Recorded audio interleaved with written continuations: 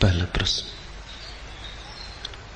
बुद्ध ने मन को जानने समझने पर ही सारा जोर दिया लगता है।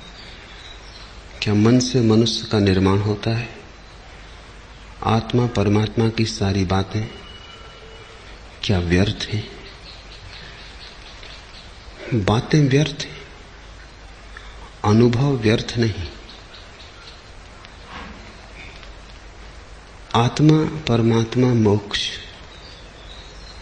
शब्द की भांति, विचार की भांति दो कौड़ी के, अनुभव के भांति उनके अतिरिक्त और कोई जीवन नहीं। बुद्ध ने मोक्ष को व्यर्थ नहीं कहा है, मोक्ष की बातचीत को व्यर्थ कहा है।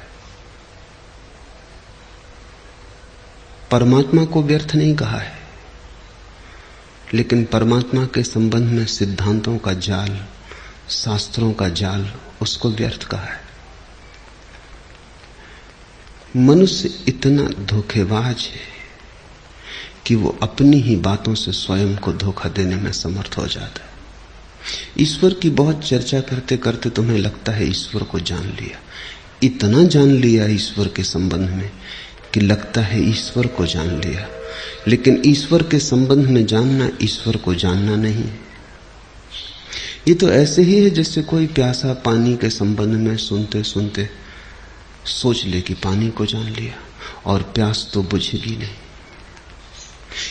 पानी की चर्चा से कहीं प्यास बुझी है?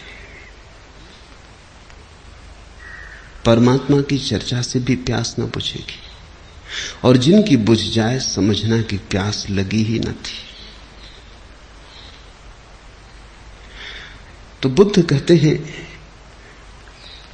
अगर जानना ही हो तो परमात्मा के संबंध में मत सोचो, अपने संबंध में सोचो।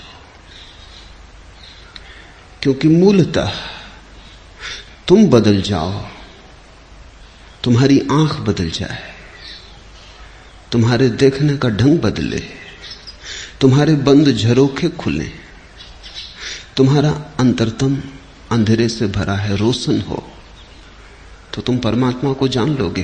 फिर बात थोड़ी करनी पड़ेगी। ज्ञान मौन है, वो गहन चुप्पी है। फिर तुमसे कोई पूछेगा तो तुम मुस्कुराओगे, फिर तुमसे कोई पूछेगा तो तुम चुप रह जाओगे। ऐसा नहीं कि तुम्हें मालूम नहीं, वरन अब तुम्हें मालूम है। कहो कैसे? गूंगे केरी सरकरा। कहना भी चाहोगे, जबान न हिलेगी। बोलना चाहोगे, चुप्पी पकड़ लेगी। इतना बड़ा जाना है कि शब्दों में समाता नहीं। पहले शब्दों की बात बड़ी आसान थी, जाना ही नहीं था कुछ, तो पता ही नहीं था कि तुम क्या कह रहे हो। जब तुम ईश्वर शब्द का उपयोग करते हो तो तुम कितने महत्तम शब्द का प्रयोग कर रहे हो, इसका कुछ पता ना था। ईश्वर शब्द कोरा था, खाली था। अब अनुभव हुआ, महाकाश समा गया उस छोटे से शब्द में। अब उस छोटे से शब्द को मुंह से निकालना झूठा करना है। अब कहना नहीं है, अब तुम्हारा पूरा जीवन कहेगा, तुम ना कहोगे। इसलिए बुद्ध ने कहा, बात मत करो। चर्चा की बात नहीं है,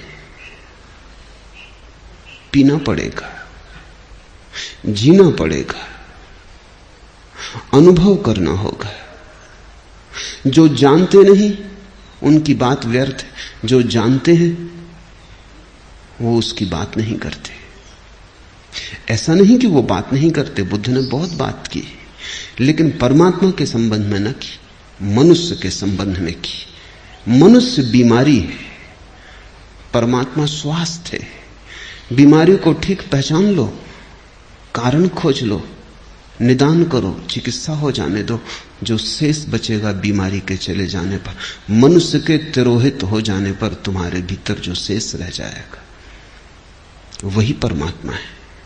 तुम जब तक हो तब तक परमात्मा नहीं।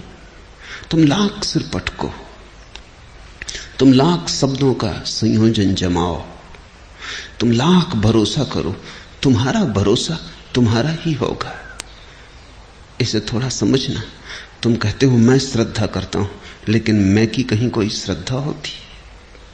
मैं तो मूलतः अश्रद्धालु है, मैं संदेह है। उचित होगा कहना कि जब तक तुम हो तब तक श्रद्धा नहीं, जब तुम ना रहोगे एक गहन सन्नाटा छा जाएगा, तुम्हारी कोई सीमा पता ना लगेगी, तुम ऐसे चुप हो जाओगे जैसे कि कभी बोले ही नहीं, जैसे पत्ता भी नहीं खड़का। ऐसा गहन सन्नाटा तुम्हारे भीतर छा जाएगा, तुम नहीं रहोगे।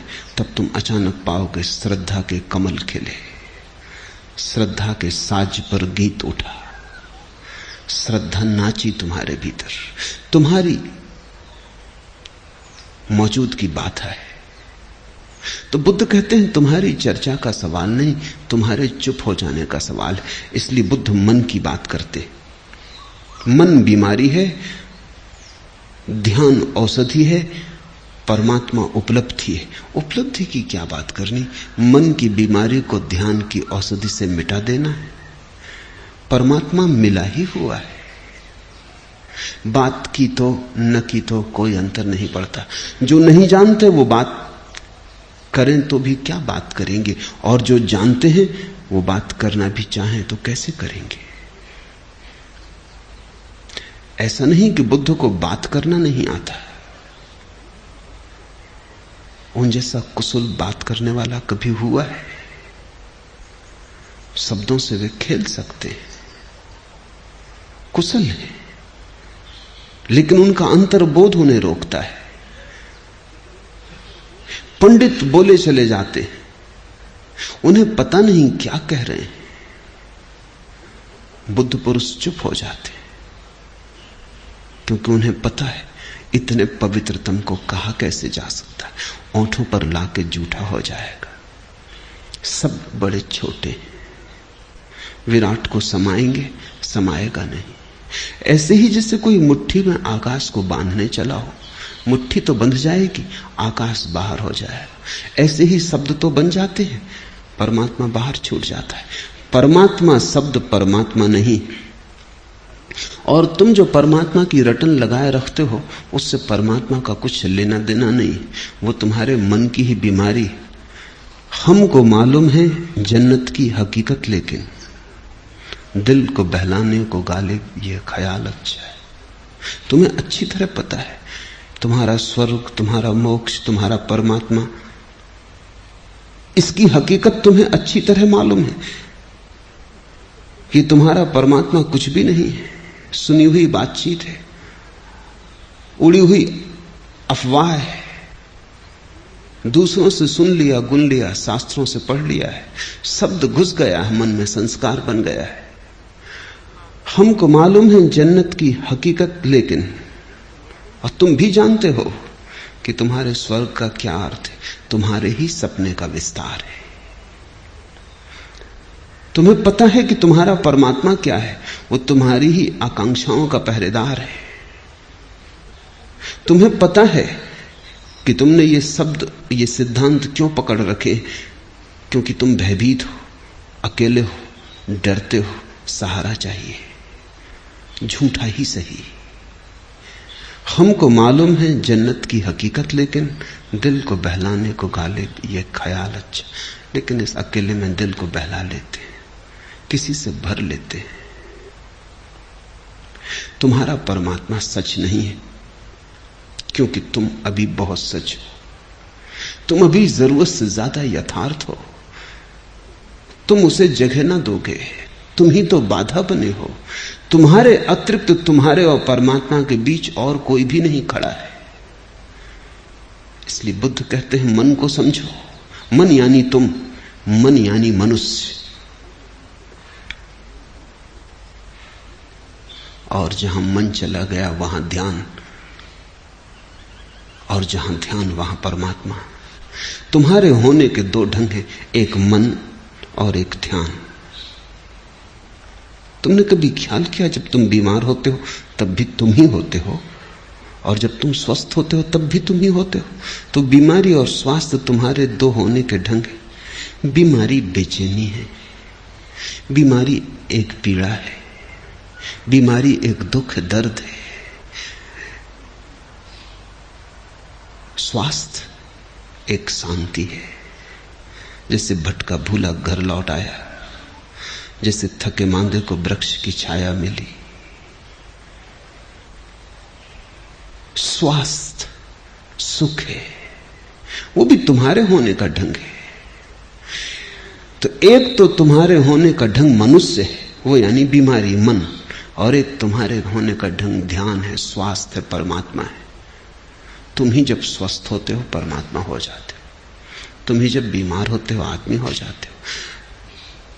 लहर शांत है, पूरा चांद आकाश में, झील पर कोई लहरें नहीं उठती, दर्पण बन गई है झील, चांद पूरा का पूरा दिखाई पड़ता है। फिर हवा का एक झोंका, लहर उठ गई, झील कप गई, दर्पण खंडित हो गया, चांद हजार हजार टुकड़ों में टूट गया। झील वही है, चांद वही है, लेकिन कपती हुई झील बीमार झील है। तुम वही हो, परमात्मा वही है, सत्य वही है, सिर्फ तुम कप रहे हो। ये कपते हुए चैतन्य का नाम मन है, और अकंप चैतन्य का नाम ध्यान है। जब झील चुप हो जाती है, लहर नहीं उठती, तुम शांत होते हो। ऐसा थोड़ी है कि शांत अवस्था में परमात्मा से मिलन होता है।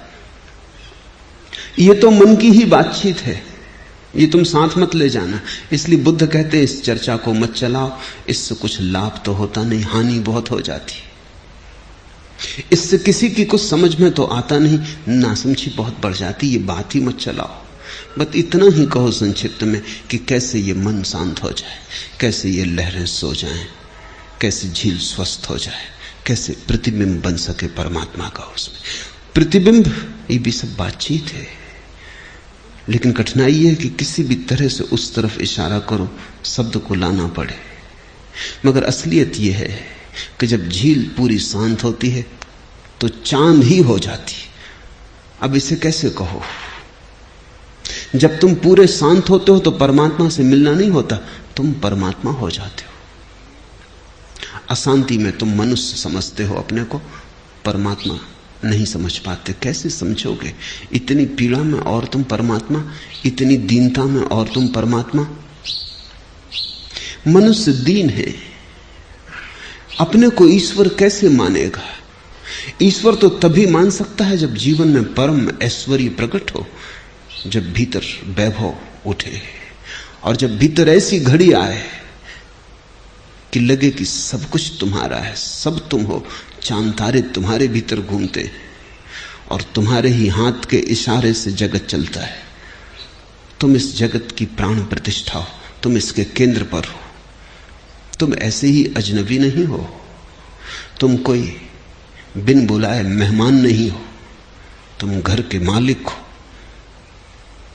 तुम मेहमान नहीं हो, मेजबान हो। ज़ैन फकीर कहते हैं कि मनुष्य की दो अवस्थाएं हैं, एक कि वो अपने को अतिथि समझे, गेस्ट, और एक कि अपने को होस्ट समझे, मेजबान। और इतना ही फर्क है। अभी दुनिया में तुम ऐसे हो जैसे जबरदस्ती हो, अभी तुम ऐसे हो जैसे बुलाए ना गए थे और आ गए हो, अभी तुम ऐसे हो जैसे एक दुश्मन हो, लड़ रहे हो। फिर एक होने का ढंग है शांत, तुम लड़ नहीं रहे हो, तुम मेहमान भी नहीं हो, तुम स्वयं मेजबान हो। तुम्हें किसी ने बुलाया नहीं, तुम मालिक हो। तब तुम्हारे भीतर ऐश्वर्य प्रकट हुआ, परमात्मा प्रकट हुआ।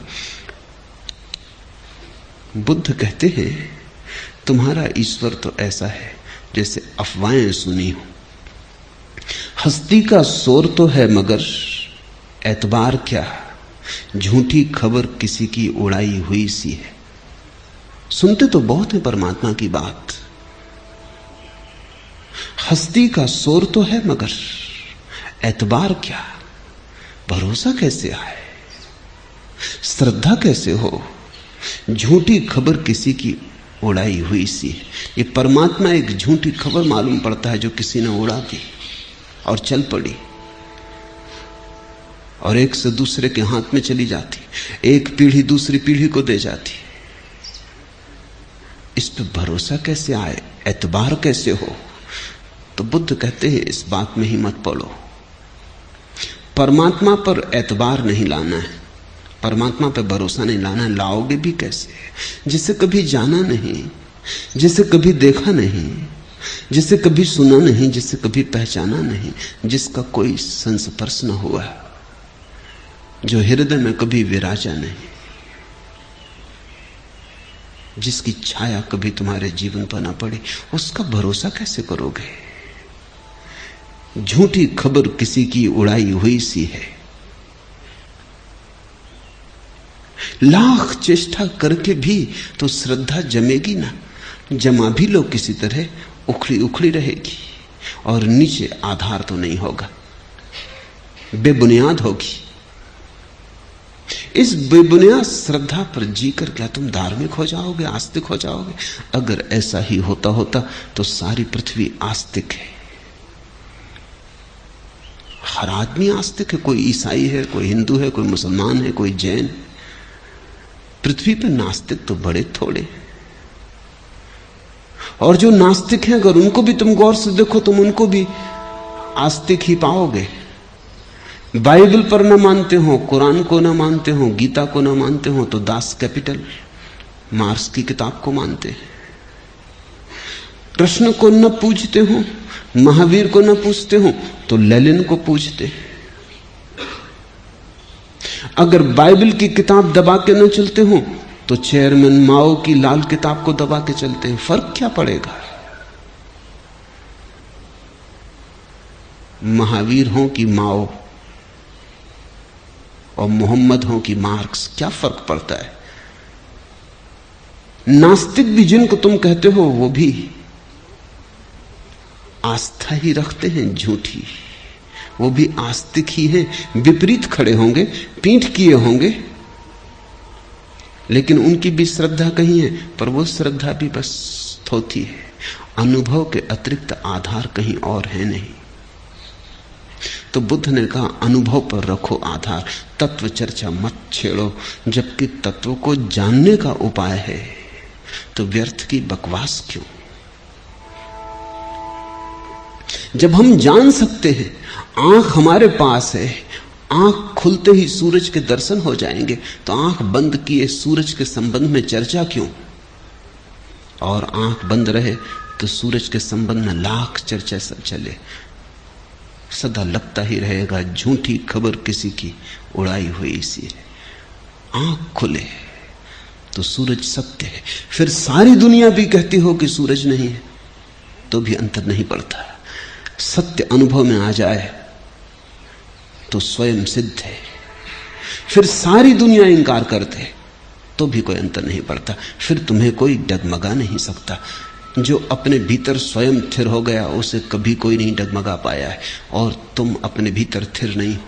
तुम्हारी थिरता झूठी है, संभाली हुई है। बुद्ध ने अनुभव दिया, सिद्धांत नहीं। बुद्ध ने सत्य देना चाहा, शास्त्र नहीं। बुद्ध ने निशब्द प्रतीति दी, सिद्धांतों का जाल नहीं। और उसका एक ही मार्ग है कि तुम्हारे मन को तुम्हारे सामने पूरा का पूरा विश्लिष्ट करके रख दिया जाए। अपने मन को तुम पहचान लो, अपनी बीमारी को जान लो, औषधि है।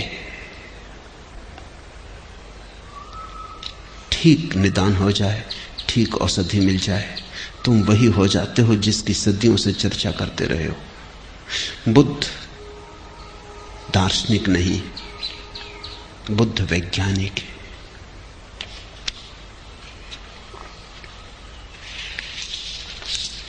दूसरा प्रश्न, बुद्ध ने अपने सन्यासियों को आहार, विहार, चर्या और आचरण के सूक्ष्म एवं सविस्तार नियम दिए, जैसे 4 हाथ तक ही आगे देखना, भिक्षु भिक्षुणी का आपस में व्यवहार किस ढंग का हो, क्या खाना, क्या पहनना, कहाँ जाना, कहाँ न जाना आदि, आप अपने सन्यासियों के लिए ऐसा कुछ क्यों निश्चित नहीं करते? बुद्ध ने नियम दिए, नियम देने पड़ते हैं क्योंकि तुम्हारे पास होश नहीं। अगर होश हो तो नियम व्यर्थ हो जाते। और बुद्ध ने भी सारे नियमों के पीछे होश पर ही आग्रह किया। आनंद पूछता है कोई स्त्री दिखाई पड़ जाए तो क्या करे? तो बुद्ध ने कहा नीचे देखना, देखना ही मत। पर आनंद पूछता है और अगर ऐसी स्थिति आ जाए कि देखना ही पड़े तो क्या करना? तो बुद्ध ने कहा देखना मगर छूना मत। और आनंद ने कहा अगर ऐसी घड़ी आ जाए कि छूना ही पड़े तो क्या करें? तो बुद्ध ने कहा होश रखना। तो आखिर में तो होश ही है। देखना मत, छूना मत, ऊपर ऊपर है। अंतिम घड़ी में तो होश ही है। आनंद ने ठीक किया कि वो पूछता ही गया। बुद्ध का असली अनुशासन क्या है फिर? देखना नहीं तो अंधे देखते नहीं, अंधे परम ज्ञान को उपलब्ध हो जाएंगे। छूना मत, हाथ कटवा डालो तो क्या लूले लंगड़े परम ज्ञान को उपलब्ध हो जाएंगे? नहीं, अंतिम सूत्र तो बुद्ध ने होश का ही दिया। और अगर होश ना हो, आंख बंद में भी तो स्त्री दिखाई पड़ती चली जाती है। रात सपने में दिखाई पड़ती है, तब क्या करोगे? आंख तो बंद ही है। अब सपने में तो कुछ उपाय नहीं और आंख बंद करने का, आंख के भीतर ही चल रही है, फिर क्या करोगे? आनंद की जगह अगर मैं होता तो मैं पूछता सपने की, फिर सपने में स्त्री दिख जाए फिर क्या करना? और ऐसे ये भी बड़ा सपना है, बुद्ध समझते। सपने में स्त्री दिख जाए फिर क्या करना? फिर कैसे आंख झुकाओगे? आंख झुकी ही हुई, आंख तो बंद ही है, अब और तो कोई बंद करने का उपाय नहीं। लेकिन बुद्ध की बात साफ है। बुद्ध ने जो बात कही उससे सब कोठियों के लिए कह दी। जो अत्यंत जड़ बुद्धि हैं उनसे कहा आंख झुका लेना, ये जड़ बुद्धियों के लिए हुआ।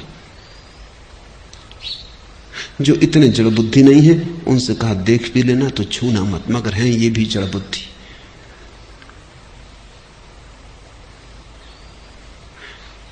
अंतिम सूत्र असली सूत्र है, क्योंकि उसके पार फिर कुछ नहीं। वो आखिरी अनुशासन है, स्मरण रखना, होश रखना। मैंने 2 सूत्र छोड़ दिए क्योंकि 2000-2500 साल का अनुभव कहता हूं उनसे कुछ फल न हुआ। मैं बुद्ध से 2500 साल बाद हूं, तो 2500 साल का कुछ अनुभव भी साथ है। 2500 साल में जो घटा वो साफ है। क्या हुआ? जो ऊपर के नियम थे वो तो टूट गए, और जो ऊपर के नियमों में उलझे वो व्यर्थ ही परेशान हुए और नष्ट हो गए। जिन्होंने आखिरी सूत्र पकड़ा वही बचे। अब मैं तुम्हें उदाहरण दूं कि कैसे घटना घटती है। एक गांव में बुद्ध ठहरे। एक भिक्षु भिक्षा का पात्र लेकर लौट रहा था वापस। एक चील के मुंह से मांस का टुकड़ा छूट गया। वो भिक्षा पात्र में गिर गया टुकड़ा मांस का। अब बड़ी कठिनाई खड़ी हो गई, क्योंकि बुद्ध कहते हैं मांस खाना नहीं। और बुद्ध ने यह भी कहा है कि भिक्षा पात्र में जो भी डाल दिया जाए उसे अस्वीकार नहीं करना। अब क्या करना? बड़ी दुविधा खड़ी हो गई। भिक्षु आया, उसने बुद्ध से पूछा आप क्या करें? 2 नियमों में विरोध हो गया। आप कहते हैं जो भी भिक्षा पात्र में कोई डाल दे उसे इंकार नहीं करना। ये इसलिए कहना पड़ा कि भिक्षु बड़े कुशल हो जाते हैं। जैन मुनियों को देखो, वो इशारा कर देते हैं क्या डालो, इशारा कर देंगे मत डालो। मुंह से ना बोलेंगे, हाथ से इशारा कर देंगे, क्योंकि बोलने के लिए महावीर ने मना किया, मांगना मत। तो वो इशारा कर देते हैं कि ये डाल दो, थोड़ा और ज्यादा डाल दो, मगर मुंह से नहीं बोलते। तो आखिर बेईमान आदमी के लिए नियम क्या करेंगे? कितने कानून हैं दुनिया में, लेकिन चोर हमेशा कानून में से रास्ता निकाल लेता है। आखिर वकील किस लिए है? वो रास्ता निकालने के लिए, वो चोर को बताने के लिए। बनाने दो नियम उनको, हम बैठे हैं, तुम घबराते क्यों? आदमी के मन में तर्क है, वो वकील है, वो रास्ता खोज देता है। वो भिक्षु आया, उसने कहा कि ये क्या मामला, अब क्या करना? आपने कहा भिक्षा पात्र में जो भी डाल दिया जाए। ये बुद्ध ने इसलिए कहा कि नहीं तो लोग मांगते हैं, और बुद्ध का भिक्षु भिखारी हो जाए बद्दा है। भिक्षु भिखारी नहीं है, वो कोई मांग नहीं रहा है। दे दो तो भला, न दे तो भला, वो आशीर्वाद ही देगा। और अगर वो मांगने लगे तो फिर बोझ हो जाता है। किसी गरीब के घर के सामने खड़ा हो जाए और खीर मांगने लगे और गरीब न दे सके तो पीड़ा होती है, और दे तो कठिनाई हो जाती। रूखा सूखा जो गरीब दे दे वही ले लेना, न दे तो मन में कुछ बुराई मत लाना, विरोध मत लाना। इसलिए कहा था, बुद्ध को पता भी न था कि जिंदगी ऐसी है कि अब चील कहीं मांस का टुकड़ा गिरा दे। अपवाद है, कोई रोज चील मांस का टुकड़ा गिराएगी भी नहीं। लेकिन अब उस बौद्ध भिक्षु ने पूछा, अब क्या करें? और आप कहते हैं मांस खाना नहीं। अब इन दोनों में विरोध हो गया। नियमों में हमेशा विरोध हो जाएगा, क्योंकि जिंदगी जटिल है। जिंदगी तुम्हारे नियम मान के थोड़ी चलती। भिक्षु मानता होगा नियम, चील थोड़ी मानती। चील थोड़ी कोई बौद्ध भिक्षु कि बुद्ध के वचन सुनती। चील अपनी मौज में होगी, छोड़ गई। अब चील को कोई पता भी नहीं है कि भिक्षु के पात्र में गिर जाएगा। भिक्षु के पात्र में गिराया भी नहीं है। जीवन में संयोग होते हैं, सिद्धांत नहीं चलते, टूट जाते हैं। संयोग रोज बदल जाते हैं, सिद्धांत अधूरे पड़ जाते हैं। सिद्धांत तो ऐसे ही जैसे छोटे बच्चे के लिए पैंट कमीज बनाया, वो बच्चा बड़ा हो गया, अब वो पैंट कमीज छोटा पड़ गया। अब दो ही उपाय हैं, या तो पैंट कमीज बड़ा करो और या फिर बच्चों को दबा दबा के छोटा रखो। तो पैंट कमीज बड़ा करने में कठिनाई मालूम होती है, कौन करे बड़ा? बुद्ध तो जा चुके। तो जो वो नियम दे गए उसको रहने दो, चाहे आदमी को ही छोटा रहना पड़े तो हर्जा नहीं, लेकिन नियम तो नहीं बदला जा सकता। कौन बदलेगा नियम? और एक बार बदलने की सुविधा दो तो फिर कहां रोकोगे? बुद्ध ने सोचा, बुद्ध अक्सर सोचते नहीं ऐसा, उन्होंने आंख बंद कर ली। उन्होंने बहुत सोचा कि मामला तो जटिल है। फिर उन्होंने सोचा, अगर मैं कहूं कि तुम चुनाव कर सकते हो पात्र में से, जो योग्य न हो वो छोड़ दिए, तो वो जानते हैं कि ये तो खतरा हो जाएगा। तो लोग जो नहीं खाना पीना वो फेंक देंगे, और जो खाना पीना है वो खा पी लेंगे। और चुनाव भिक्षु को नहीं करना चाहिए, जो मिल गया भाग्य में वही ठीक है। फिर अगर ये कहूं कि जो मिल जाए वो खा लेना, तो ये मांस के टुकड़े का क्या करना? फिर बुद्ध को ख्याल आया कि चीलें कोई रोज तो गिराएंगी नहीं, अब शायद कभी भी ना गिरे। हो गया एक दफे, ये संयोग था। इस एक संयोग के लिए नियम बनाना ठीक नहीं। तो बुद्ध ने कहा कि कोई फिक्र ना करो, जो पात्र में गिर जाए वो खा लेना। अगर मांस गिर गया तो वो तुम्हारा भाग्य का हिस्सा है। बुद्ध ने सोचा था चीलें रोज मांस न गिराएंगी, लेकिन अब बौद्ध भिक्षुओं के पात्र में रोज मांस गिरता है। जापान, चीन, बर्मा, रोज। अब श्रावक गिराते हैं। और चूंकि एक दफा बुद्ध ने आज्ञा दे दी थी कि जो पात्र में गिर जाए वो खा ले, अब श्रावक मांस डालते हैं, मछली डालते हैं, और भिक्षु खाता है, क्योंकि नियम है। इसलिए दुनिया के बड़े से बड़े अहिंसक विचारक बुद्ध की परंपरा में मांसाहार प्रचलित हो गया। चील ने शुरू करवा दी।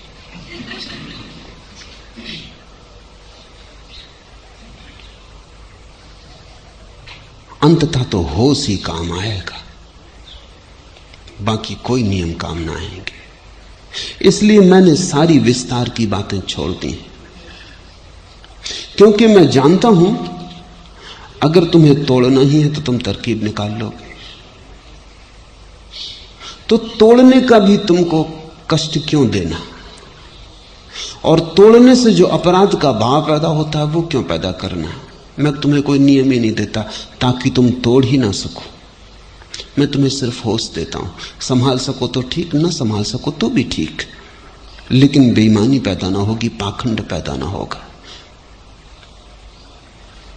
मुझे रोकेगा तू ए ना खुदा क्या गर्क होने से कि जिनको डूबना है डूब जाते हैं सफीनों में। माझी से कह रहा है कवि कि तू मुझे बचा ना सकेगा डूबने से, क्योंकि जिनको डूबना है डूब जाते हैं सफीनों में, नाव में ही डूब जाते, तू बचाएगा कैसे? अगर नदी में डूबने का सवाल होता तो तू बचा लेता, लेकिन जिनको डूबना ही है वो नाव में ही डूब जाते हैं, फिर तू क्या करेगा? मुझे रोकेगा तू ए ना खुदा क्या गर्क होने से कि जिनको डूबना है डूब जाते हैं सफीनों में। सारे धर्म सफीनों में डूब गए, नाव में डूबे, नियम बनाया उसी में डूबे। अभी बहुत हो चुका, मैं तुम्हें नाव ही नहीं देता। अगर डूबना ही हो तो नदी में ही डूबना, नाव में क्या डूबना? कहने को तो रहेगा कि नदी में डूबे। ये भी क्या बात हुई कि नाव में डूबे? नाव तो बचाने को होती, जो नाव में डूबते हैं उन्हीं को हम पाखंडी कहते। तो मैं तुमसे कहता हूं कम से कम एक बात साफ रखना, या तो होश संभालना तो तुम धार्मिक, होश न संभाल सको तो तुम अधार्मिक। मैं दोनों के बीच में कोई जगह नहीं छोड़ रहा हूं, पाखंडी के लिए जगह नहीं छोड़ रहा हूं। पाखंडी कौन है? वो आदमी पाखंडी है जो है तो अधार्मिक लेकिन धार्मिक नियमों को पाल के चलता है, रोज मंदिर जाता है। अधार्मिक कैसे कहोगे? यद्यपि मंदिर में कभी उसने प्रार्थना नहीं की, क्योंकि जिसे प्रार्थना करनी आती हो वो घर ही मंदिर हो जाता है उसका, उसे मंदिर जाने की कोई जरूरत नहीं रह जाती। वो नियम से भोजन करता है, रात भोजन नहीं करता, दिन भोजन करता है, लेकिन इससे उसकी हिंसा नहीं जाती, शायद हिंसा और बढ़ जाती। मनोवैज्ञानिक कहते हैं कि मांसाहारी व्यक्ति कम क्रोधी होते, शिकारी को तुम अक्सर कम क्रोधी पाओगे, क्योंकि उसकी हिंसा निकल जाती है। मार लेता है जाके जंगल में सिंह को, अब जिसने सिंह को मार लिया वो तुम्हें मारने को उत्सुक भी नहीं होता, तुम्हें मारना भी क्या। अब कोई बैठे हैं दुकान पर ही माला जप रहे हैं, वो कभी कहीं गए नहीं, किसी को मारा नहीं, कोई झगड़ा झांसा लिया नहीं, वो तैयार बैठे, वो चींटी पे भी टूट पड़े। सिंह की तो बात दूर, बहाना भर चाहिए उनको, उनकी हिंसा का निकास नहीं हो पाया। नियम देने का एक ही परिणाम हुआ है संसार में, और वो ये है कि लोग नियम को पूरा कर लेते हैं और होश को गंवा देते। जीसस के जीवन में उल्लेख है, एक आदमी आया निकोडेमस, वो बहुत धनी आदमी था। उसने जीसस से कहा कि मुझे भी बताएं कि मेरे जीवन में क्रांति कैसे हो और मैं परमात्मा को कैसे पाऊं। तो जीसस ने कहा कि जो नियम मूसा ने दिए, 10 नियम 10 आज्ञाएं, उनका पालन करो। तुम पढ़े लिखे हो, तुम्हें पता है। उसने कहा कि मैं उनका अक्षर सा पालन करता हूं, फिर भी जीवन में कोई क्रांति नहीं हुई। न मैं चोरी करता, न मैं किसी स्त्री के तरफ बुरे भाव से देखता, दान देता हूं, प्रार्थना करता हूं, पूजा करता हूं, जैसा धार्मिक जीवन होना चाहिए निभाता हूं, लेकिन कोई क्रांति नहीं होती। तो जीसस ने कहा ठीक है, तब तुम एक काम करो, तुम्हारे पास जो भी है तुम जाओ घर, उसे बांटाओ और मेरे पीछे चलो। उस आदमी ने कहा ये जरा मुश्किल है, तुम्हारे पीछे चलना और सब बांट के। वो आदमी उदास हो गया, वो बड़ा धनी था। उसने कहा कि नहीं, कोई ऐसी बात बताओ जो मैं कर सकूं। जीसस ने कहा जो तुम कर सकते हो उससे तुम बदलोगे ना, वो तो तुम कर ही रहे हो। अब मैं तुमसे वो कहता हूं जो तुम कर नहीं सकते, अगर किया तो बदल जाओगे, अगर नहीं किया तो तुम जैसे हो वैसे हो। जाओ सब बांट दो। उसने कहा मेरे पास बहुत धन है, इतने कठोर मत हो, और अभी बहुत काम उलझे हैं, मैं एकदम आपके पीछे आ नहीं सकता। जीसस ने अपने शिष्यों की तरफ देखा और वो प्रसिद्ध वचन कहा जो तुमने बहुत बार सुना होगा कि सुई के छेद से ऊंट निकल जाए लेकिन धनी आदमी स्वर्ग के राज्य में प्रवेश न कर सकेगा।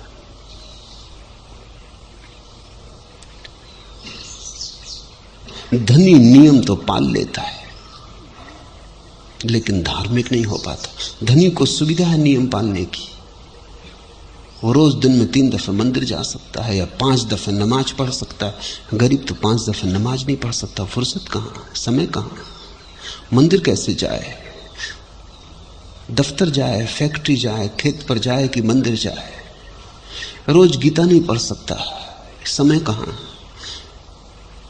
भजन नहीं कर सकता क्योंकि पेट में भूख है। धनी तो भजन कर सकता है, पूजा कर सकता है। खुद ना भी करने की इच्छा हो तो नौकर रख सकता है, मजदूर रख सकता है पूजा करने को। नौकर चाकर रखे लोगों ने, उनको पुजारी कहते। उनसे कहते हैं तुम पूजा कर दो, उनको तनख्वाह मिलती है, पूजा का फल मालिक को मिलता है। नौकर रख ले सकते हो। कितनी बेहूदगी बात है। प्रेम और पूजा के लिए भी नौकर, उसे भी तुम दूसरे से करवा लेते हो पैसे के बल पर। तो अगर तुमने एक पुजारी को 100 रुपया महीना दिया और उसने रोज आके 3 दफा भगवान की पूजा की, तो अगर ठीक से समझो तो हिसाब ऐसा है कि तुमने भगवान को 100 रुपए दिए। और क्या दिया? तुम्हारे पास थे, तुम दे सकते थे। और शायद ये 100 रुपए दे के तुम करोड़ों पाने की आकांक्षा कर रहे हो, ये भी शायद रुस्बत है। नियम तो पूरे किए जा सकते हैं। नियम के पूरे करने से कोई धार्मिक नहीं होता, पाखंडी हो जाता है, हिपोक्रेट हो जाता है। इसलिए मैंने कोई नियम तुम्हें नहीं दिए। या तो तुम धार्मिक हो या अधार्मिक, बीच की मैंने तुम्हें सुविधा नहीं दी है। इसलिए मैं तुम्हें वही आखिरी बात कहता हूं जो बुद्ध ने आनंद को कही, होश साधना। आंख बंद करना न करना क्या पड़ा है। मेरी दृष्टि में ऐसा है कि अगर तुमने होश साधा, आंख खुली रखो, स्त्री को छुओ, धन कमाओ, मकान में रहो, बाजार में बैठो, कोई अंतर नहीं पड़ता। होश ना सधा, आंख बंद रखी, जंगल में भाग गए, धन ना छुआ, नंगे खड़े हो गए, सब त्याग दिया, तो भी कोई फर्क नहीं पड़ता। होश से ही क्रांति होती। इसलिए होश अकेला नियम है, एकमात्र नियम। एस धम्मो सनातनो, यही एकमात्र सनातन नियम है, यही एकमात्र सनातन धर्म है कि तुम जाग के जीना। और मैं तुमसे कुछ भी नहीं मांगता। विस्तार की बातों में तो तुम बहुत बार धोखा दे गए हो। मैं तुम्हें विस्तार का मौका ही नहीं देता, बस एक छोटा सा शब्द देता हूं, अवेयरनेस, होश, ताकि तुम साफ रहो। सधे तो साफ रहो, न सधे तो साफ रहो। दोनों के बीच में धोखा देने की सुविधा नहीं देता। इसलिए मैंने कोई नियम नहीं दिए। तुम ये मत समझना कि मैंने नियम नहीं दिए। नियम दिया है, नियम नहीं दिए। और नियम काफी है। कहावत है, 100 सुनार की एक लोहार की। मेरा नियम लोहार वाला है। डिटेल्स और विस्तार की बातों में मैं नहीं पड़ा हूं, क्योंकि तुम उनमें काफी कुशल हो गए हो। मेरे पास लोग आते हैं, वो कहते हैं ध्यान तो ठीक, लेकिन कुछ और बताएं कि हम क्या करें, क्या खाएं, क्या पिएं, क्या पहने, कब सोएं, कब जागें। ये व्यर्थ की बातें तुम ही सोच लेना। तुम सिर्फ ध्यान करो। अगर तुम्हारा मन शांत और जागरूक होता जाए तो तुम खुद ही पाओगे और नियम अपने आप उसके पीछे आने लगे। होशपूर्ण व्यक्ति अपने आप शराब ना पिएगा, क्योंकि शराब तो होश के विपरीत है। वो तो होश को नष्ट कर देगी। उसे नियम देने की जरूरत नहीं कि शराब मत पियो। होशपूर्ण व्यक्ति अपने आप मांसाहार छोड़ देगा, क्योंकि जिसको जरा सा भी होश आया उसे इतना ना दिखाई पड़ेगा कि दूसरों का जीवन लेके सिर्फ पेट भरने के लिए। अगर इतना भी ना दिखाई पड़े होश में, तो वो होश दो कौड़ी का है, उसका क्या मूल्य? होशपूर्ण व्यक्ति क्या चोरी करेगा, किसी की जेब काटेगा? होशपूर्ण व्यक्ति को अनुव्रत देने की जरूरत नहीं है कि चोरी मत करो, हिंसा मत करो, बेईमानी मत करो।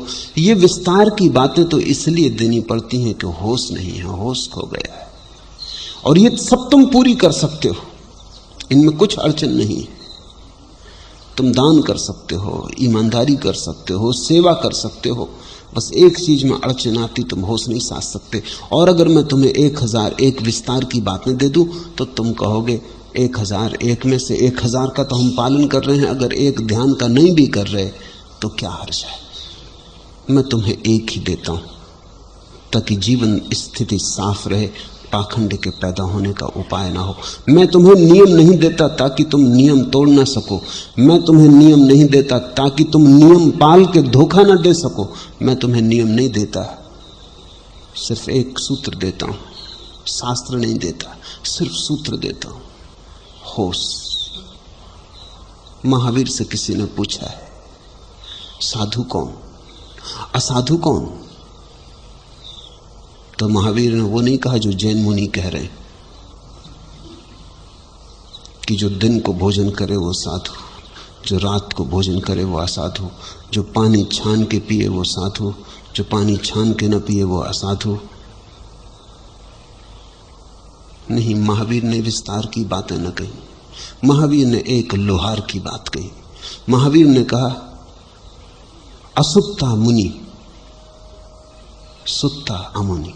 जो सोया सोया जी रहा है वो असाधु, जो जागा जागा जी रहा असुत्ता वो साधु, वो मुनि। यही मैं तुमसे कहता हूं, यही बुद्ध ने भी कहा है।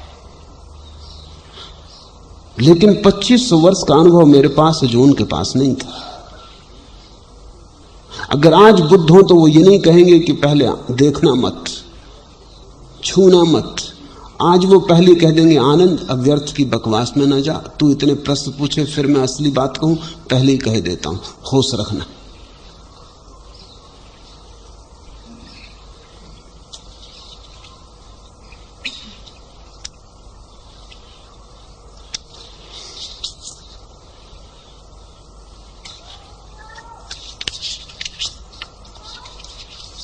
तीसरा प्रश्न, बुद्ध कहते हैं अल्पतम पर, अत्यंत जरूरी पर ही जियो। आप कहते हैं कंजूसी से कुनकुने मत जियो, अतिरिक्त में जियो। हम दोनों के बीच कैसा तालमेल बिठाएं? तालमेल बिठाने को कहा किसने? बुद्ध ठीक लगे, बुद्ध की बात मान लो, मैं ठीक लगूं, मेरी बात मान लो। तालमेल बिठाने को कहा किसने? एलोपैथी होम्योपैथी में तालमेल बिठाना भी मत।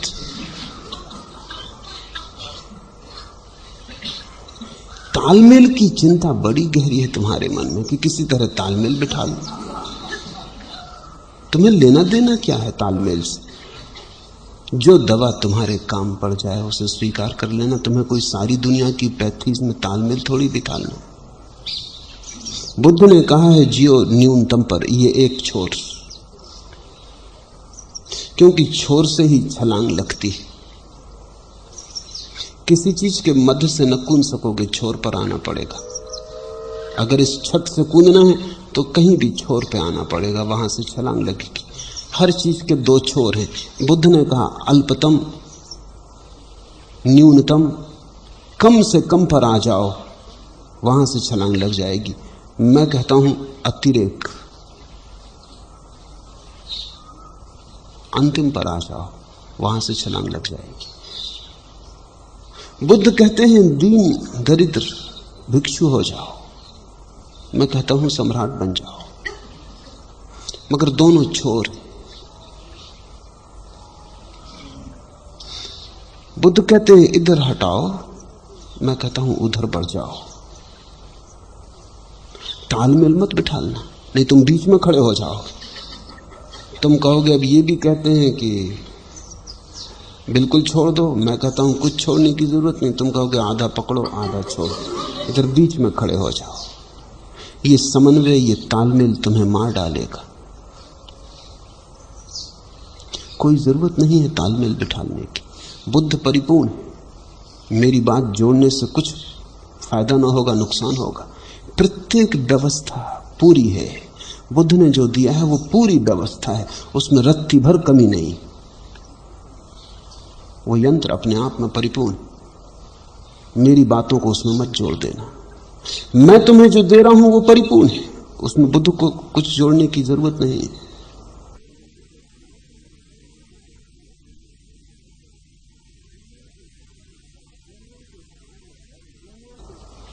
दुनिया के सारे धर्म अपने आप में पूरी इकाई है। और झंझट कब खड़ी होती? जब तुम्हें कोई समझाने वाला मिल जाता हो, कहने लगता अल्लाह ईश्वर तेरे नाम, सबको सन्मति दे भगवान, तब तालमेल शुरू हुआ, उपद्रव शुरू हुआ। अल्लाह पर्याप्त है,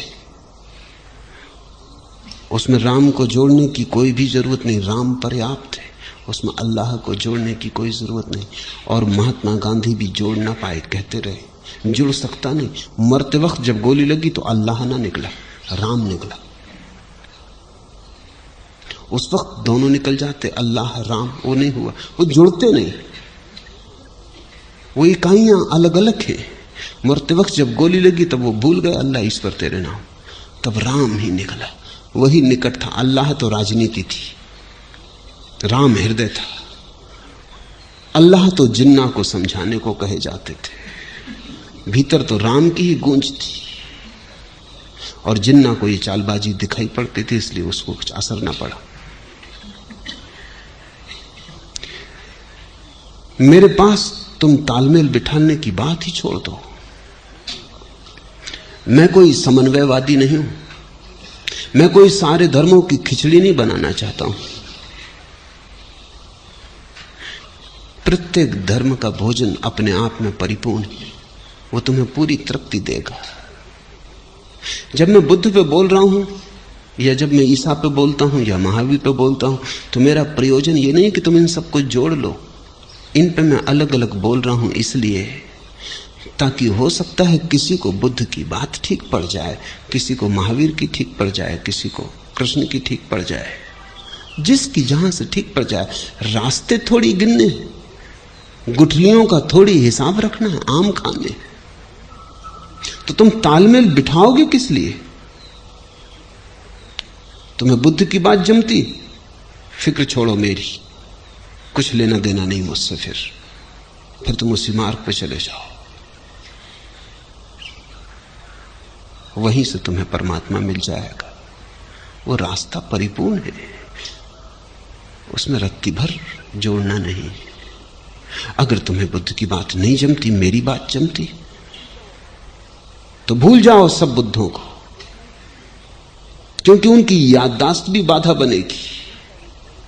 और मन का एक बड़े से बड़ा उपद्रव यही है कि वो कभी किसी एक दिशा के प्रति पूरा समर्पित नहीं होता। एक कदम बाएं जाते हो, एक कदम दाएं जाते हो, कभी आगे जाते, कभी पीछे जाते। जिंदगी के आखिर में पाओगे वहीं खड़े खड़े घिसटते रहे हो जहां पैदा हुए थे। गति ऐसे नहीं होती, गति तो एक दिशा में होती। चुन लिया पश्चिम तो पश्चिम सही, फिर भूल जाओ बाकी तीन दिशाएं हैं भी, माना कि हैं, और कुछ लोग उन दिशाओं में भी चल रहे हैं, वो भी माना, लेकिन वो दिशाएं तुमने छोड़ दी। तुम पश्चिम जा रहे हो तो तुम पश्चिम ही जाओ। ऐसा ना हो कि एक हाथ पूरब जा रहा है, एक पश्चिम जा रहा है, एक टांग दक्षिण जा रही। तालमेल तो ना बैठेगा। उस तालमेल की चेष्टा में तुम बुरी तरह खंडित हो जाओगे। और यही गति मनुष्य की हो गई। आज से पहले जब दुनिया इतने एक दूसरे के करीब न थी और जमीन एक छोटा सा गांव नहीं हो गई थी, और जब एक धर्म से दूसरा धर्म परिचित नहीं था, तब बहुत लोगों ने परम ज्ञान को पाया। जैसे जैसे जमीन सिकुड़ी और छोटी हुई और एक दूसरे के धर्म से लोग परिचित हुए, वैसे ही धार्मिकता कम हो गई। उसका कारण यह कि सभी के मन में सभी दिशाएं समा गई। कुरान भी पढ़ते हो तुम, गीता भी पढ़ते हो, न तो गीता में डूब पाते न कुरान में डूब पाते। जब कुरान पढ़ते हो तब गीता की याद आती, जब गीता पढ़ते हो तब कुरान की याद आती, और तालमेल बिठाने में लगे रहते हो। नहीं, दुनिया का प्रत्येक धर्म अपने आप में समग्र है। न उससे कुछ घटाना है, न उसमें कुछ जोड़ना है। वो पूरी व्यवस्था है। तुम्हें जच जाए उसमें उतर जाना है और बाकी सबको भूल जाना है। यही तो अर्थ है गुरु चुनने का, कि तुमने देख लिया, पहचान लिया, खोजा, सोचा, चिंतन किया, मनन किया, पाया कि किसी से मेरा तालमेल बैठता है। दो व्यवस्थाओं में तालमेल नहीं बिठाना, तुम में और किसी व्यवस्था में तालमेल बैठ जाए, इसकी समझ पैदा करनी। कहां इस आदमी से मन भाता है, रस लगता है, और हर आदमी को अलग अलग रस लगेगा।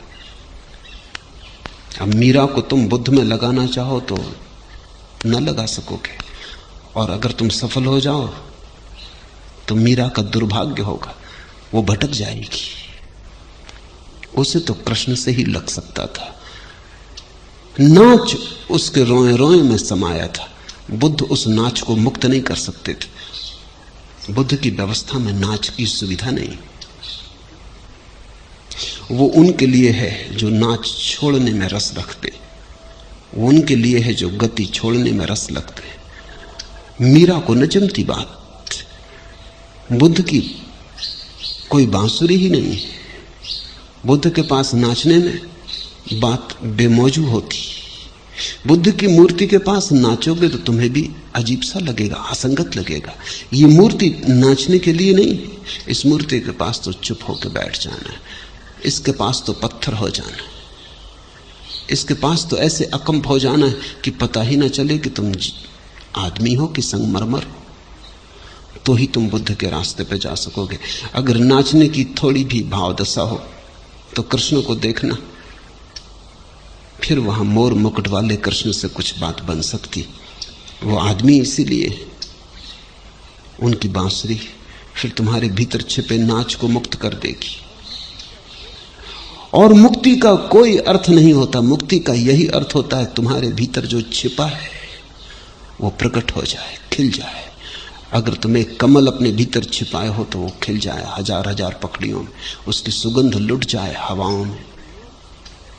अगर तुम नाच छिपाए हो तो नाच प्रकट हो जाए। अगर कोई गीत अनगाया पड़ा है तो गा दिया जाए।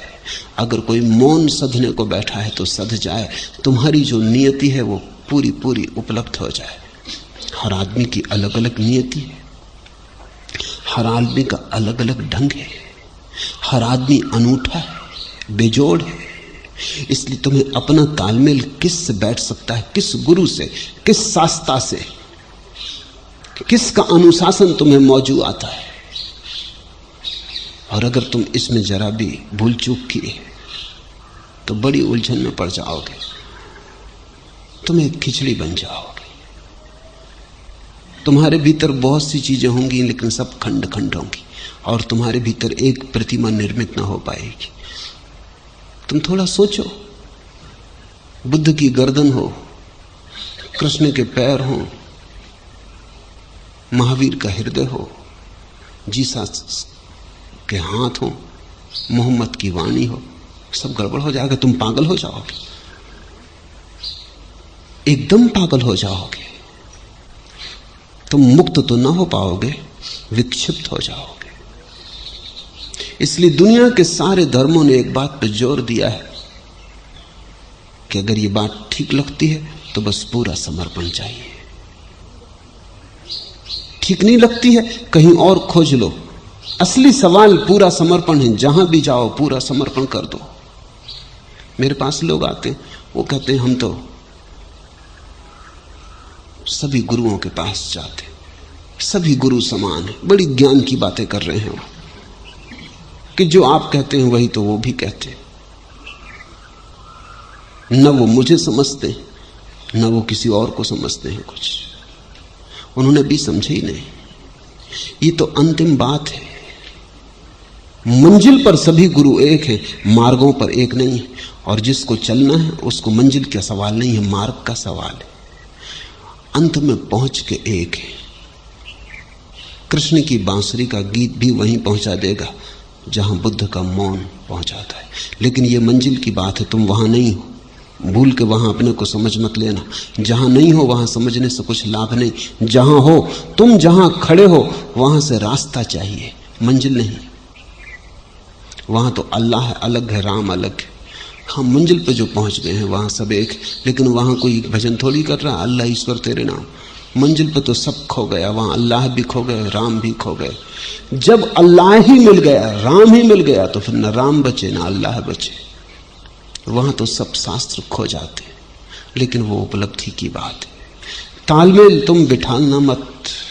मेरी तो दृष्टि यही है कि तुम भरपूर जियो। तुम ऐसे जियो जैसे बाढ़ आई नदी होती। तुम जीवन को उसकी त्वरा में जियो। तुम ऐसे जियो जैसे किसी ने मसाल को दोनों तरफ से जलाया हो। तुम जीने में कंजूसी मत करो। मैं तुमसे त्याग को नहीं कहता, मैं तुमसे कहता हूं तुम भोग में इतने गहरे उतरो कि भोग का अनुभव ही त्याग बन जाए। तेन तक तेन भुंजीता, तुम ऐसा भोगो कि तुम जान लो कि भोग व्यर्थ है और भोग छोड़ना ना पड़े। तुम्हारा ज्ञान ही भोग का छूटना हो जाए। तुम जीवन से भागो मत, भगोड़े मत बनो। तुम जीवन में जम के खड़े हो जाओ ताकि जीवन से आंखें मिल जाएं और तुम जीवन को पूरी तरह देख ही लो कि ये सपना है। फिर सपने को छोड़ना थोड़ी पड़ता है, सपना तो छूट ही गया। जो व्यर्थ है दिखाई पड़ते ही कि व्यर्थ है, गया। छोड़ने का अगर फिर भी सवाल रहे तो समझना अभी व्यर्थता दिखाई नहीं पड़ी, अभी थोड़ी सार्थकता दिखाई पड़ती, इसलिए छोड़ने का सवाल है। सार्थक को छोड़ना पड़ता है, व्यर्थ छूट जाता है। तो मैं तुमसे कहता हूं जीवन को उसकी परिपूर्णता में जानो। तुम बहुत बार अनेक लोगों के प्रभाव में आ गए हो और कच्चे ही जीवन को छोड़ के भाग गए हो। ये कोई पहला मौका नहीं है, क्योंकि जमीन पे तुम नए नहीं हो, बड़े प्राचीन हो। बहुत बार बहुत बुद्धों के प्रभाव में तुम आ गए हो। जो बुद्ध को घटा था वो तो परिपूर्ण जीवन से घटा था, ये थोड़ा समझो। बुद्ध तो सम्राट थे, सुंदरतम स्त्रियां उनके पास थी, और अगर उतनी सुंदर स्त्रियों के बीच उन्हें दिखाई पड़ गया कि सौंदर्य सब सपना है तो कुछ आश्चर्य नहीं। अब एक भिखारी है जिसने स्त्रियों को केवल दूर से देखा है, जिसे कोई स्त्री उपलब्ध नहीं हुई, या उपलब्ध भी हुई हो तो एक साधारण सी स्त्री उपलब्ध हुई है जिसमें स्त्री होना नाम मात्र को है, जिससे उसके सपने नहीं भरे, न हृदय भरा, न प्राण तृप्त हुए, न भोग गहरा गया। आकांक्षा घूमती रही, भटकती रही सब तरफ। हजार हजार चेहरे आकांक्षा में उभरते रहे, सपनों में जगते रहे। अब ये बुद्ध की बातें सुन ले ये आदमी, तो बुद्ध प्रभावी है, इसमें कोई शक शुबा नहीं। उस ज्ञान की अवस्था में आदमी में एक जादू हो जाता है। वो जिसकी तरफ देख ले वही खिंचा चला आता है, वो जिसको छू दे उसी के भीतर एक नया आयाम खुल जाता है। तुमने बुद्ध को सुन लिया और बुद्ध ने कहा कि सब व्यर्थ है। बुद्ध ये जान के कह रहे हैं, धन उन्होंने जाना है कि व्यर्थ है। तुमने केवल धन की कामना की है, जाना माना नहीं कि व्यर्थ है। जानने के लिए तो होना पहले चाहिए, वो है ही नहीं तुम्हारे पास, भिक्षा पात्र लिए खड़े हो। सम्राट थे बुद्ध, वो छोड़ के रास्ते पे आ गए, तुम रास्ते पर ही थे और तुमने बुद्ध की वाणी सुन ली और तुम प्रभावित हो गए। तुम मुश्किल में पड़ोगे, क्योंकि तुम्हारा त्याग बुद्ध का त्याग नहीं हो सकता। तुम्हारे त्याग में भोग छिपा ही रहेगा। तब क्या होगा? तब यह होगा कि तुम त्याग भी करोगे और सोचोगे त्याग के बाद स्वर्ग मिलने वाला है। स्वर्ग में भोगेंगे अप्सराएं, महल। तुम्हारे ऋषि मुनि यही कर रहे हैं। इंद्र अगर उनसे डर जाता है तो अकारण नहीं, क्योंकि वो मुक्त होने की इच्छा नहीं रखे हुए, वो इंद्र के सिंहासन पर बैठने की इच्छा लिए बैठे। इंद्र का सिंहासन डोलने लगता है पुराणों में, वो तो प्रतीक है। वो ये बता रहा है कि ऋषि मुनि वस्तुतः ऋषि मुनि नहीं, वो भी आकांक्षा कर रहे हैं स्वर्ग में सिंहासन की। और जहां आकांक्षा है वहां प्रतिस्पर्धा है, और जो पहले से सिंहासन पर बैठा है वो जरूर घबराएगा। अब तुम अगर राष्ट्रपति होना चाहो तो राष्ट्रपति घबराएगा कि ये आने लगे सज्जन, डरो। तुम अगर अप्सराओं की कामना करने लगे कि उर्वशी को भोगना है, तो इंद्र घबराएगा, उसकी उर्वशी छीनने की चिंता में तुम लगे हो। वो तुम्हें डमाएगा, डिगाएगा, आएगा। पुराण की कथाएं अर्थपूर्ण है। वो इतना ही कह रही कि ऋषि अभी ऋषि नहीं, अन्यथा इंद्र को क्या प्रतिस्पर्धा उससे होती। ये मुक्त होना ही नहीं चाहता था, ये तो त्याग का सौदा कर रहा है। ये जो संसार में नहीं पा सका, संसार छोड़ के पाने की कोशिश कर रहा है, पर इसकी आकांक्षा तो वही की वही। वासना बिना पके नहीं मरती, और जब पक के मरती है तभी मरती है, फिर पीछे दाग भी नहीं छोड़ जाती। तब तुम ऐसे निर्दोष निकलते हो, ऐसे ताजे, जैसे सुबह सुबह अभी अभी खिला हुआ फूल हो। तो मैं तुमसे कहता हूं, भागना मत। जीवन को जानना है, जीना है। मैं कोई चार्वाकवादी नहीं हूं। मैं ये नहीं कह रहा हूं कि जीवन के पार कुछ भी नहीं है। मैं कह रहा हूं जीवन के पार कुछ है, लेकिन जीवन तो पार करो पहले। जीवन के पार जो है वो तभी दिखाई पड़ेगा जब जीवन से पार हो जाओ। आधे से भाग गए, सीमा तक न पहुंचे और भाग गए, तो तुम जीवन में ही भटकते रहोगे। सीमा के पार ही अतिक्रमण संभव है। तो मेरी दृष्टि भोग के माध्यम से त्याग तक जाने की, और दूसरा कोई माध्यम इतना कारगर नहीं। इसलिए बुद्ध तो होते हैं, लेकिन कितने लोग उनके पीछे बुद्धत्व को उपलब्ध हो पाते हैं? ना के बराबर, क्योंकि दिशाएं बड़ी भिन्न भिन्न हैं। बुद्ध तो महल छोड़ के भिखारी होते हैं, दूसरा आदमी भिखारी था बुद्ध के पीछे हो लेता है। उन दोनों के अनुभव अलग हैं। बुद्ध के त्याग में तो भोग का अनुभव छिपा है, भिखारी के त्याग में कुछ भी नहीं। भिक्षा पात्र छोड़ रहा, उसके पास कुछ त्यागने को था भी नहीं, उसका त्याग धोखा है। तो मैं तुमसे अतिरेक में जीने को कहता हूं। जीवन है, जब तक उसे पूरा पूरा जी लो। जी के ही तुम उससे मुक्त हो जाओगे। तर्क के मैं ही इसे समझ ना से, इतनी पी है कि पी नहीं जाती। तर्क के मैं ही इसे समझ ना से, ए धर्मगुरु इसको तू शराब का त्याग ही समझ। इतनी पी है कि पी नहीं जाती। अब इतनी पी ली है कि अब पीने का कोई उपाय न रहा। जीवन को इतना पी डालो कि पीने का फिर कोई उपाय ही न रह जाए। पीकर ही तुम मुक्त हो। लेकिन अगर तुम्हें बुद्ध की बात ठीक जमती हो तो मजे से उस मार्ग पर चले जाओ। लेकिन ध्यान रखना अपना कि क्या तुम्हारे पास बुद्ध जैसा जीवन का अनुभव है, भोग का ऐसा गहन अनुभव है। तुम्हें पता है बुद्ध के जीवन की कहानी? ज्योतिषियों ने कहा कि ये छोड़ के सन्यासी हो जाएगा, तो बाप चिंतित हुआ। शुद्धोधन ने बड़े बड़े ज्ञानियों से सलाह ली कि क्या करें। निश्चित ही वो ज्ञानी भगोड़े होंगे। शास्त्रों में ये कहा नहीं, ये मेरी दृष्टि है। वो ज्ञानी भगोड़े होंगे, क्योंकि अक्सर ज्ञानी भगोड़े होते। त्यागी महात्माओं को बुला लिया होगा, उनसे पूछा, वो कोई सम्राट न थे जिन्होंने संसार जान के छोड़ा था। उन्होंने जीवन को बेबसी में छोड़ा होगा, असहाय अवस्था में छोड़ा होगा। पा नहीं सके इसलिए छोड़ा होगा। अंगूर खट्टे थे, पहुंच नहीं सके इसलिए। पहुंच जाते तो उन्होंने भी बड़ी चेष्टा की थी। उन्होंने सलाह दी कि आप ऐसा करो, सब भोगों का इंतजाम कर दो। भोग में डूब जाएगा, सन्यासी अपने आप ना होगा। इससे मैं कहता हूं कि वो त्यागी रहे होंगे। अगर बुद्ध के बाप ने मुझसे पूछा होता तो मैं कहता कि भोग से इसको दूर रखो, स्त्रियों को पास मत आने दो। हाँ, फिल्म दिखानी हो दिखा दो, पर्दे पे दिखाई पड़े, छू ना सके स्त्री को, क्योंकि पर्दे से सपना नहीं मिटता, बनता है। स्त्री को पास मत आने देना, इसको सुख सुविधा में मत डालो। गिट्टियां तोड़वाओ, सड़क पिटवाओ, मेहनत मजदूरी करवाओ, इसको महल में मत टिकने दो। इसकी महल की आकांक्षा कभी न मरेगी, क्योंकि जिसको जाना नहीं उसकी आकांक्षा होती है, मरती नहीं। ये कभी सन्यासी न होगा।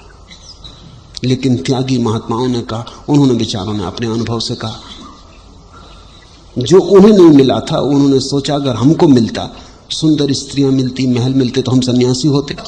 उनका तर्क साफ है, सन्यासी वो इसलिए हुए कि न सुंदर स्त्रियां मिली न महल मिले, वही इसके लिए भी जमा दो, ये भटक जाएगा उसी में। ये अपना अनुभव वो बता रहे हैं कि हम भी भटक जाएं अगर इंतजाम अभी कोई कर दे।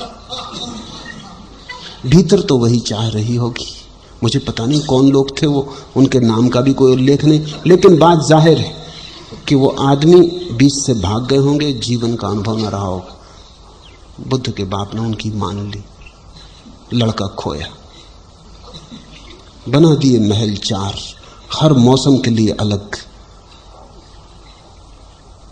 जितनी राज्य में सुंदर युवतियां थी सब इकट्ठी कर दी। बुद्ध लड़कियों के बीच ही बड़े हुए।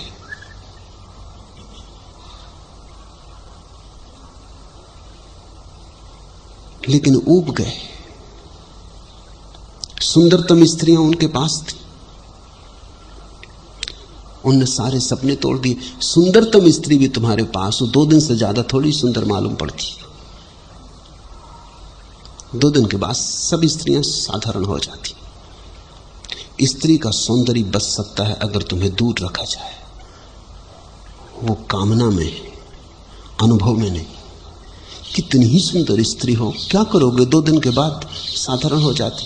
कोई पति अपनी पत्नी को देखता है, कितनी ही सुंदर हो, और कभी कभी हैरान भी होता है कि दूसरे क्यों रास्ते पर रुक रुक के मेरी स्त्री को देखने लगते,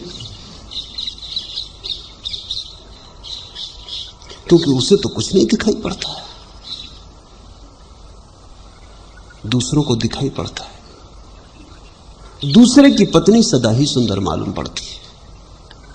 और कभी कभी ऐसा हो जाता है कि तुम्हारी सुंदर पत्नी तुम्हें सुंदर नहीं मालूम पड़ती, घर की नौकरानी साधारण तुम्हें सुंदर मालूम पड़ने लगती, क्योंकि उसमें फासला है। दूर रखो चीजें सुंदर रहती, दूर के ढोल सुहावने, पास आते ही सपने टूट जाते, यथार्थ खुल जाता। बुद्ध ने उन सारी सुंदर स्त्रियों को देख के ऊब गए, परेशान हो गए, भागने का मन होने लगा।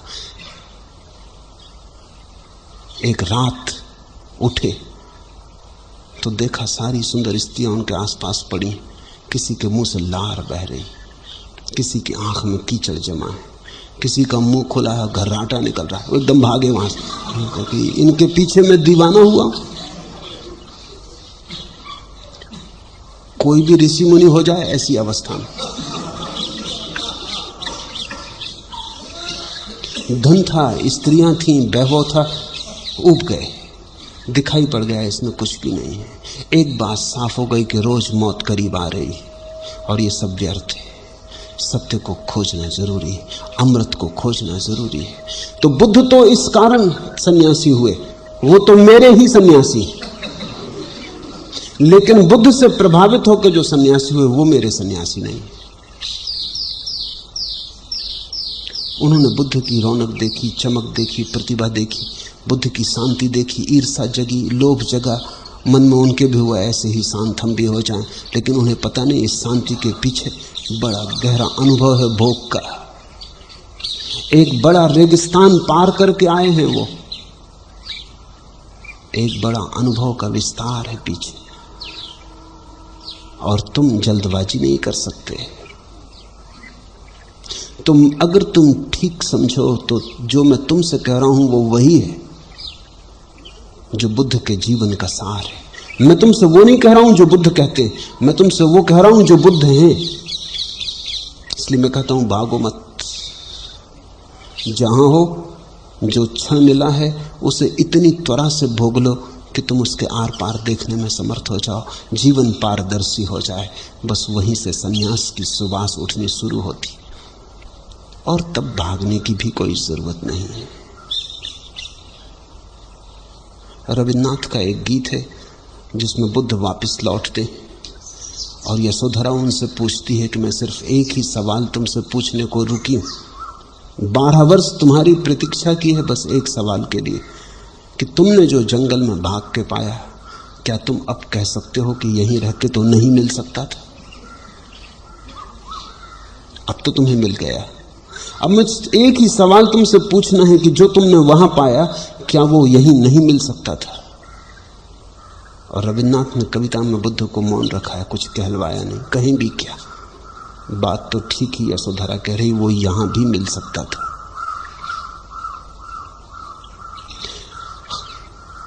सत्य सब जगह, समझ चाहिए और समझ अनुभव का सार है। इसलिए मैं तुम्हें अनुभव से तोड़ना नहीं चाहता हूं कि तुम जितने जल्दी अनुभव में उतर जाओ, जितने गहरे उतर जाओ, उतने ही जल्दी अतिक्रमण का क्षण करीब आ जाए। संन्यास बहुत पास है। संसार का अनुभव तुम्हारा पूरा होना चाहिए। संन्यास संसार के विपरीत नहीं है, संन्यास संसार के पार है, विपरीत नहीं, आगे। जहां संसार समाप्त होता है, जहां संसार का मील का पत्थर आता है, जहां लिखा है यहां समाप्त होती सीमा, वहीं संन्यास शुरू होता है। लेकिन संसार पूरा करना ही होगा। अगर अभी पूरा न करोगे फिर लौट के आओगे। बुद्ध को भी शायद तुमने सुना हो, 2500 साल हो गए, तुम 25 बार लौट चुके। तुम मुझे भी सुन रहे हो, अगर मेरी बात तुमने न गुनी तुम फिर लौट के आओगे। परमात्मा तुम्हें वापस इस स्कूल में भेजता ही रहेगा जब तक तुम उत्तीर्ण ही ना हो जाओ। इसलिए मैं कहता हूं जल्दी करो, भागने की नहीं, भोगने की, जागने की, अनुभव को निरीक्षण करने की। अगर ठीक से अनुभव किया जाए तो किसी अनुभव को दोहराने की जरूरत नहीं। एक ही बार अगर पूरे मन से जाग के कोई अनुभव कर लिया जाए तो मुझसे मुक्त हो जाओगे, क्योंकि फिर पुनरुक्ति तो वही है।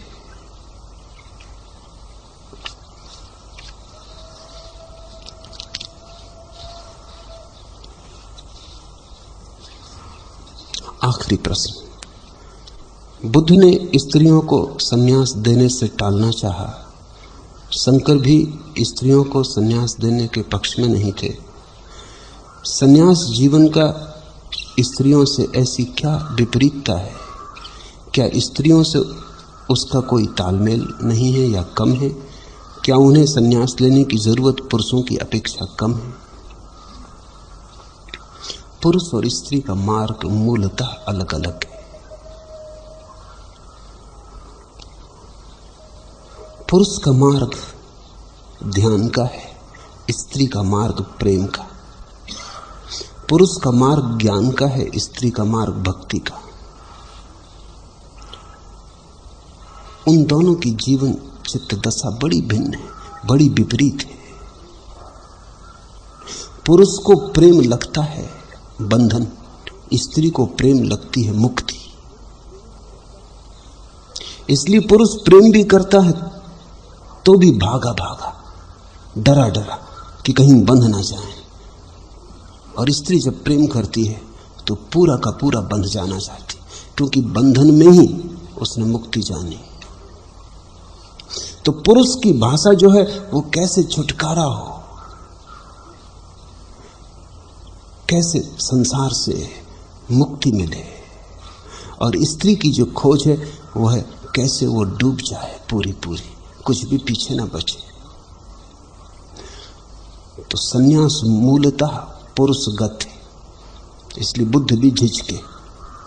स्त्रियां प्रभाव में आ गई, स्त्रियां जल्दी प्रभाव में आती क्योंकि उनके पास ज्यादा संवेदनशील हृदय है। वो मांगने लगी कि हमें भी संन्यास दो। बुद्ध डरे। महावीर ने तो उनसे साफ कहा कि दे भी दूं तो भी तुम्हारी मुक्ति इस जन्म में नहीं होगी, जब तक तुम पुरुष ना हो जाओ। पुरुष पर्याय से ही मुक्ति होगी। कारण साफ है, महावीर का मार्ग भक्ति का नहीं है और बुद्ध का मार्ग भी भक्ति का नहीं, इसलिए अड़चन है। स्त्री के लिए उनके मार्ग पर कोई सुविधा नहीं,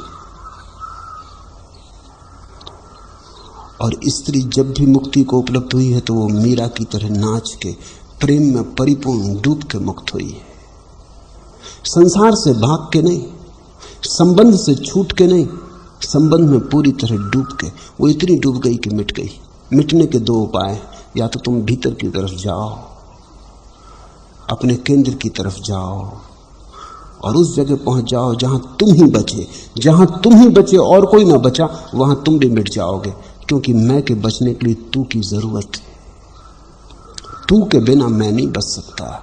अगर तू बिल्कुल छूट गया, यही संन्यास है बुद्ध का, महावीर का, मेरा नहीं, बुद्ध महावीर का यही संन्यास है कि अगर तू बिल्कुल मिट जाए तुम्हारे चित्त से, तो मैं अपने आप गिर जाएगा, क्योंकि वो एक ही सिक्के के दो पहलू हैं।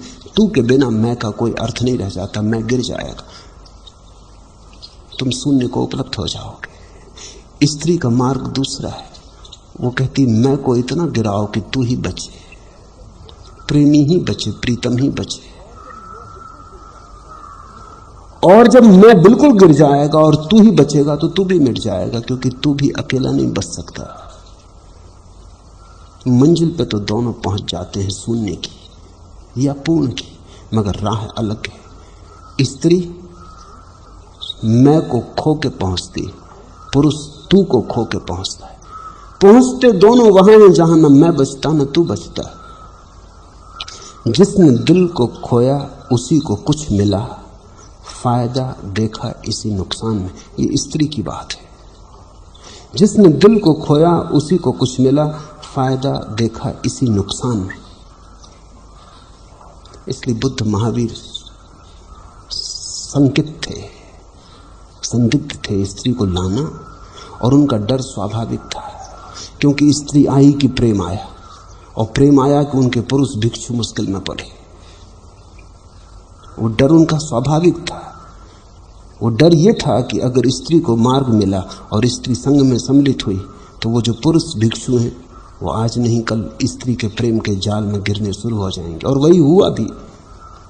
बुद्ध ने कहा था कि अगर स्त्रियों को मैं दीक्षा न देखता तो 5000 साल मेरा धर्म चलता। अब 500 साल चलेगा। 500 साल भी मुश्किल से चला, चलना कहना ठीक नहीं, लंगड़ाया, घिसटा, और जल्दी ही पुरुष अपने ध्यान को भूल गए। पुरुष को उसके ध्यान से डिगाना आसान है, स्त्री को उसके प्रेम से डिगाना मुश्किल है। अगर तुम मुझसे पूछते हो तो मैं ये कहता हूं कि बुद्ध और महावीर ने यह स्वीकार कर लिया कि स्त्री बलशाली है, पुरुष कमजोर है। अगर स्त्री को दिया मार्ग अंदर आने का, तो उन्हें अपने पुरुष सन्यासियों पर भरोसा नहीं, वो खो जाएंगे। स्त्री का प्रेम प्रगाढ़ है, वो डुबा लेगी उनको। उनका ध्यान ज्यादा देर न चलेगा, जल्दी ही उनके ध्यान में प्रेम की तरंगें उठने लगेंगी। स्त्री बलशाली है, होना भी चाहिए, वो प्रकृति के ज्यादा अनुकूल है। पुरुष जरा दूर निकल गया है प्रकृति से, अपने अहंकार में। स्त्री अपने प्रेम में अभी भी पास है, इसलिए स्त्री को हम प्रकृति कहते हैं, पुरुष को पुरुष, स्त्री को प्रकृति। प्रकृति का डर था महावीर और बुद्ध दोनों को। उनके सन्यासियों का डमाडोल हो जाना निश्चित था, लेकिन मैं भयभीत नहीं हूं, क्योंकि मैं कहता हूं स्त्रियां प्रेम के मार्ग से जाएं, और जिनका ध्यान डगमगा जाए अच्छा ही है कि डगमगा जाए, क्योंकि ऐसा ध्यान भी दो कौड़ी का जो डगमगा जाता हो, वो डगमगा ही जाए, वही अच्छा। जब डूबना ही है तो नौका में क्या डूबना, नदी में ही डूब जाना।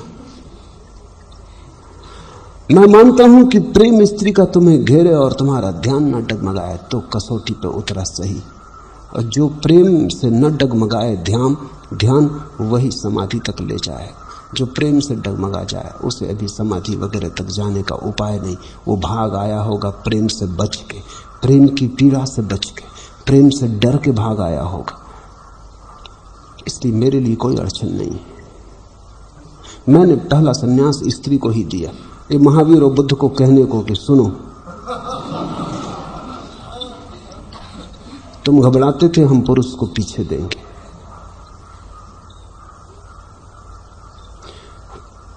पुरुष ध्यान करे, स्त्री प्रेम करे, क्या अड़चन है? स्त्री तुम्हारे पास प्रेम का पूरा माहौल बना दे, वातावरण बना दे, तो भी तुम्हारे ध्यान की लौ अडिग रह सकती है, कोई प्रयोजन नहीं है कपने का। सच तो यह है, जब प्रेम की हवा तुम्हारे चारों तरफ हो तो ध्यान और गहरा हो जाना चाहिए। लेकिन अगर तुम अधकचरे भाग आए संसार से तो डगमगाओगे। पर उनके लिए मेरे पास कोई जगह नहीं, उनको मैं कहता हूं तुम वापस जाओ। प्रेम को मैं कसौटी बनाता हूं ध्यान की, और ध्यान को मैं कसौटी बनाता हूं प्रेम की।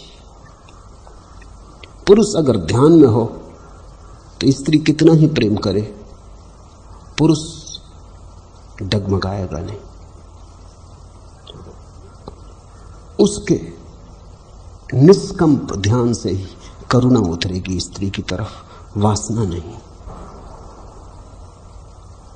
और वही करुणा तृप्त करती है, वासना किसी स्त्री को कभी तृप्त नहीं करती। इसलिए तो कितना ही वासना मिल जाए, स्त्री बेचैन बनी रहती है, कुछ खोया खोया लगता है। मेरा जानना है कि स्त्री को जब तक परमात्मा ही प्रेमी की तरह न मिले तब तक तृप्ति नहीं होती। और जब तुम किसी ध्यानी व्यक्ति के प्रेम में पड़ जाओ तो परमात्मा मिल गया। तो ध्यान प्रेम को बढ़ाएगा, क्योंकि ध्यान तुम्हारे प्रेमी को दिव्य बना देता है। और प्रेम ध्यान को बढ़ाएगा, क्योंकि प्रेम जो तुम्हारे चारों तरफ एक परिवेश निर्मित करता है, उस परिवेश में ही ध्यान का अंकुरण हो सकता है। इसलिए मैं ध्यान और प्रेम में कोई विरोध नहीं देखता। ध्यान और प्रेम में एक गहरा समन्वय देखता हूं, होना ही चाहिए। जब स्त्री और पुरुष में इतना गहरा संबंध है तो ध्यान और प्रेम में भी इतना ही गहरा संबंध होना चाहिए। और जब स्त्री और पुरुष से मिलकर एक जीवन पैदा होता है, एक बच्चा पैदा होता है, तो मेरी समझ है कि ध्यान और प्रेम के मिलने से ही पुनर्जीवन उपलब्ध होता है, तुम्हारा नव जन्म होता है। आज इतना।